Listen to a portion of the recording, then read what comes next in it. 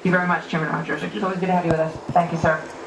So let's go back to get some more information on this breaking story this afternoon. Local officials in Pennsylvania claim that their local enforcement were on hand for traffic duty. 7 officers that were told, okay, you folks are going to be assigned to the traffic dealing with this rally. And it flies in the face of what we've been hearing from federal officials. So joining me now on the phone is Edward Natale, Butler, Pennsylvania Township Commissioner.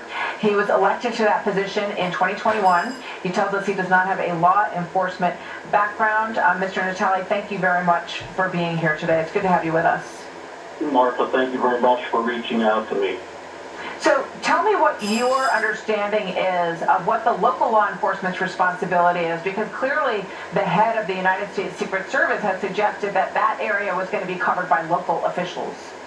Well, yes, and honestly, Martha, that's what prompted me to, I guess, post. I like to let the dust settle after an event like this, but what prompted me to post and on the social media platform last night, and of course, obviously, talk to you today, is that our local Butler Township Police, their duties that were assigned to them, and we have an operational plan that details all that, were strictly traffic detailed. They were not required or not detailed to any security detail related to the event. It's strictly traffic to obviously to help people coming in and out of the event. If there is an emergency, those type of things. We saw the number of people, the number of cars at the event. And I was so frustrated, and I quite frankly hit my limit again last night when I saw, again, Secret Service says it was the responsibility of the local police department. That's absolutely not correct. Yeah, the local police department is not the entity in charge of the safety and protection of a president or a former president. But once this started to happen, once this shooting began to unfold, the local officers did then try to assist, try to see if they could do anything, right? That is absolutely correct.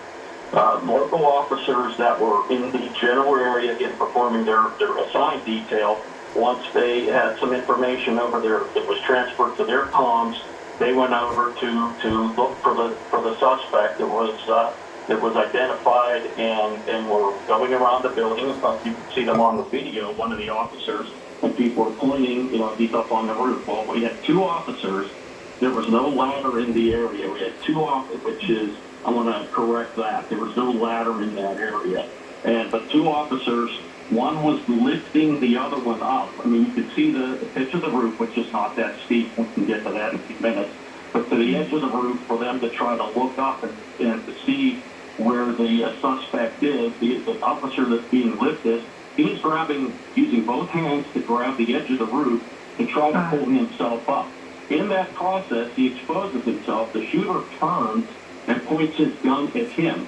Obviously, he is not in a position. He's pulling himself up with both hands to wield his gun, so obviously he fell back. He actually, in the process of falling back, he ended up injuring himself. He was not retreating. If he was in a position to engage the shooter, he would have done so. And that message is out there is disgusting. Did you, I mean, that's new information, so thank you.